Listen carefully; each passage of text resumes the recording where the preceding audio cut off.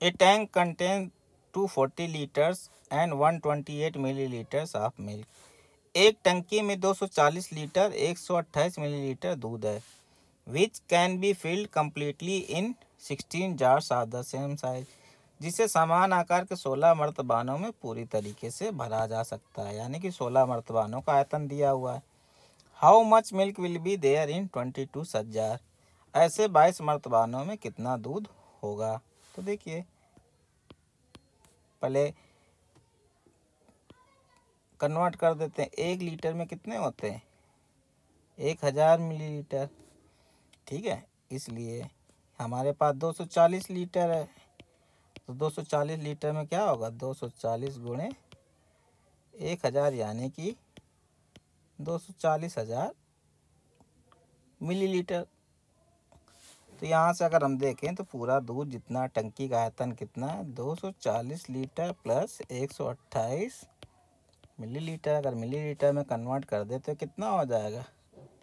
240,000 और 128 ये जुड़ जाएगा तो ये आ जाएगा 240 128 मिलीलीटर। इतना दूध है।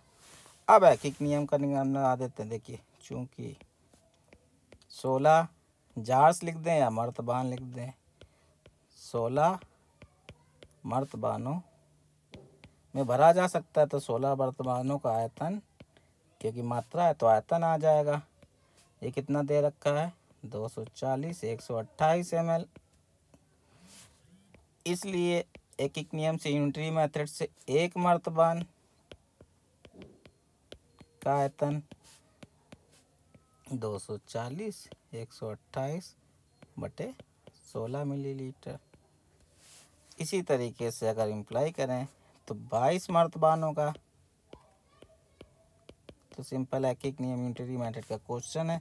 इसका आयतन बराबर क्या हो जाएगा?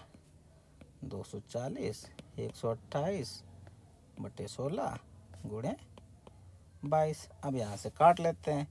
2 अट्ठे 16, 2 11, 8 का भाग दे देते हैं ताकि समझ में आ जाए। अलग अलग कर लेते हैं। 8 त्रिक 24। ठीक है, फिर भागने जाए बिंदी, फिर भागने जाए बिंदी। 12 8 एकम 8 बचे 4, तो 8 छंग 48। तो ये हमारे पास कितना आ जाएगा? 316 गुणे 11 गुणा कर देते हैं तो ये कितना आ जाएगा?